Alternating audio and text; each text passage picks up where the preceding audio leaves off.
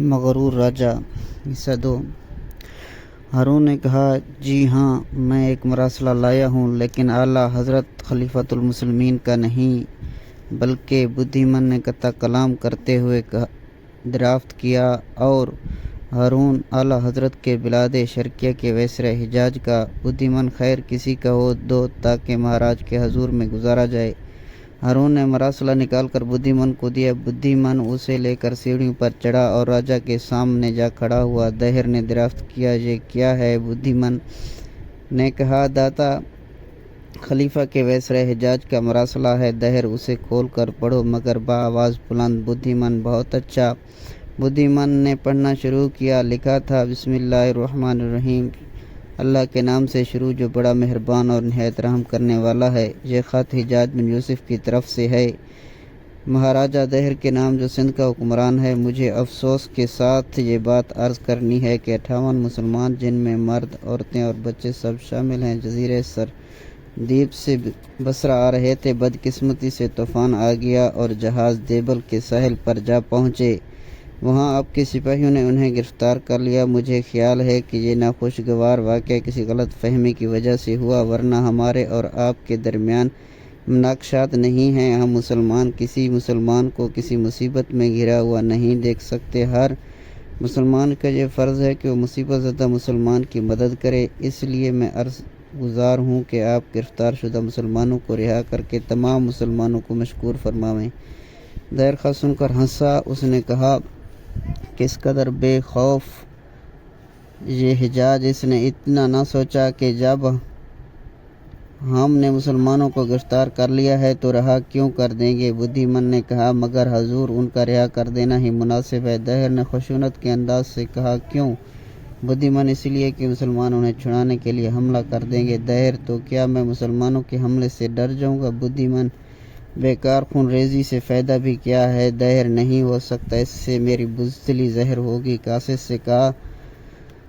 قاصد سے کہہ دو کہ ہم مسلمانوں کو رہا نہیں کر سکتے۔ دہر اور بدھی من دونوں کی باتیں ہارون اور اس کے ساتھی سن رہے تھے۔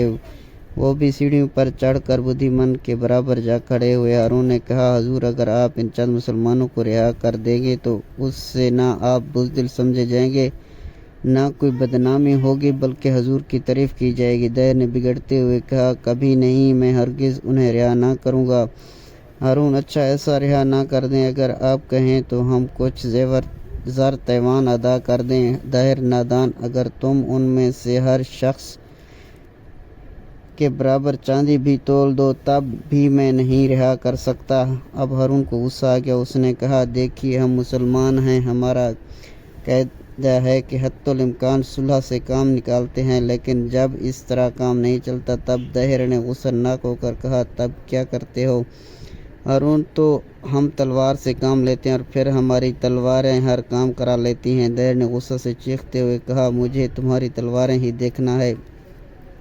ہارون، فضول ضد نہ کرو، اس کا انجام اچھا نہ ہوگا۔ دہر، خبردار، میری توہین کی سزا موت ہے۔ ہارون، کیا آپ کے دربار میں کسی کو یہ جرأت ہے کہ وہ ہماری طرف آنکھ اٹھا کر بھی دیکھ سکے؟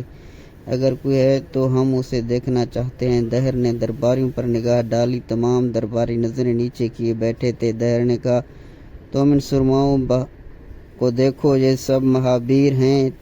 جب تم لڑنے آؤ گے تب ان کی دلیری کا تماشا دیکھنا۔ چونکہ تم قاصد ہو اس لیے معاف کیا جاتا ہے۔ ہارون کو جوش اور غصہ آ رہا تھا۔ اس نے کہا، یہ بہادر ہیں، ایسے ہی بہادر ہوتے ہیں۔ اگر انہیں بہادری کا زعم ہے تو ان سے کہیے کہ ہمارا مقابلہ کریں۔ بدھی من نے نرم لہجے میں کہا، مسلم نوجوان، غصہ نہ کرو، دربار میں خون ریزی نہیں کی جاتی۔ تم حجاز سے کہہ دو کہ مہاراج مسلمانوں کو رہا نہیں کرتے۔ ہارون، بہتر ہے، راجا سے انتظار کیجیے اس وقت جب شیران اسلام چاروں طرف سے تم پر ٹوٹیں گے اور تمہارے سر کاٹ کر تمہارے غرور کو خاک میں ملا دیں گے۔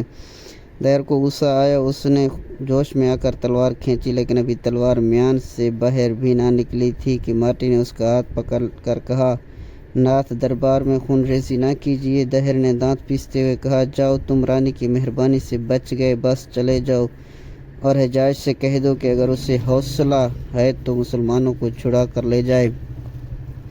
ہارون، بچ ہم نہیں گئے بلکہ تم بچ گئے۔ اچھا، ہم جا رہے ہیں، لیکن آپ ابھی سے جنگ کی تیاریاں شروع کر دیں، چونکہ ہمارے جاتے ہی اسلامی لشکر ایک سیلاب کی طرح آئے گا اور سارے سندھ کو تمہارے ناپاک وجود سے پاک کر دے گا۔ دیر خاموش رہا۔ ہارون اور اس کے ساتھی لوٹے دربار سے نکلے، قیامگاہ پر آئے اور گھوڑوں پر سوار ہو کر اسی وقت روانہ ہو گئے۔